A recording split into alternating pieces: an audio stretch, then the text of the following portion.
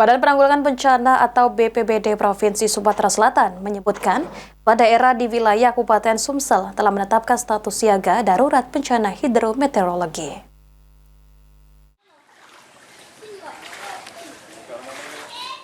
Badan Penanggulangan Bencana atau BPBD Sumsel menyebutkan 4 daerah di wilayah Kabupaten Sumsel telah menetapkan status siaga darurat bencana hidrometeorologi. 4 daerah tersebut yaitu Kabupaten Banyuasin, Muba, Oku, dan Oku Timur. 4 daerah ini rawan banjir dan tanah longsor. Upaya yang dilakukan untuk antisipasi bencana seperti melakukan apel dan persiapan peralatan seperti perahu karet dan logistik serta simulasi. Di daerah masing-masing sudah disiapkan sehingga ketika terjadi bencana, segera dapat dilakukan penanganan di lokasi.